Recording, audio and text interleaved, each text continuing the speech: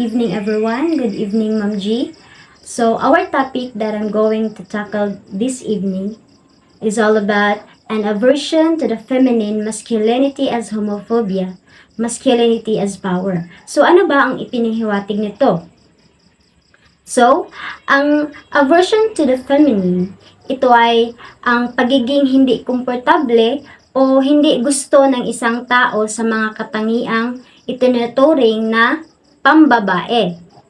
So, sa kabila naman, ang masculinity as homophobia, ito ay ang isang konsepto kung saan ang pagiging masculine o ang pagkalalaki ay ginagamit bilang paraan upang i-deny o i-discriminate ang mga taong may iba't ibang kasarian, lalo na yung mga membro ng LGBTQ, yung mga bakla, tomboy, o mga transgender community. Ito ay nagpapakita ng pagkakapareho ng konsepto ng pagiging masculine at ang homophobia.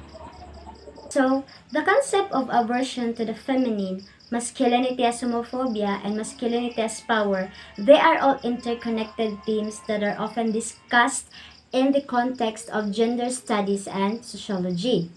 So, the first concept that we're going to tackle is all about the aversion to the feminine. So, aversion to the feminine, it refers to the societal tendency to devalue traits and characteristics traditionally associated with femininity o sa pagkababae. Ito yung pag-ayaw sa mga kababaihan.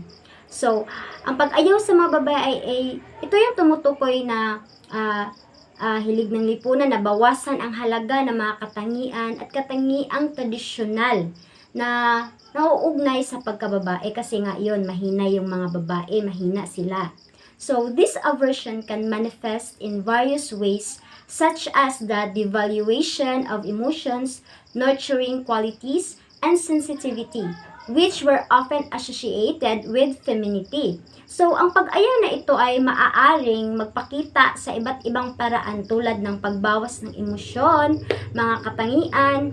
So, it will create sa mga kababaihan na parang tinanggalan tayo ng karapatan sa ating lipunan. So, syempre sa atin, parang mafe-feel natin na ano ba tayo, 'di ba? Kasi may mga magawain naman ang mga lalaki na magagawa din natin. So, in many cultures, there is a hierarchy that places masculinity above femininity, leading to the stigmatization of anything perceived as feminine. So, this aversion to the feminine can contribute to the reinforcement of gender rules and stereotypes, limiting individuals' expression and behavior based on societal expressions.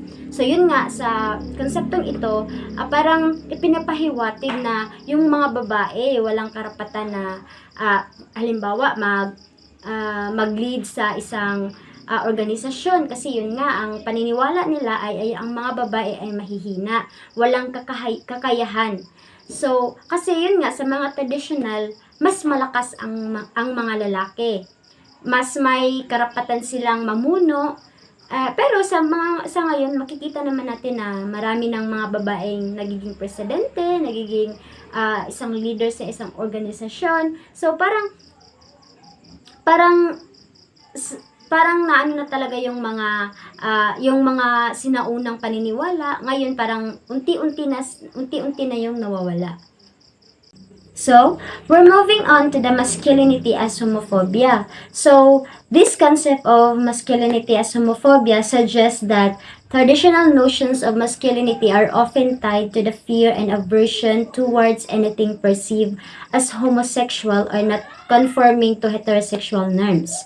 So, this term stems from the association of femininity with homosexuality in patriarchal society where heteronormativity is privileged.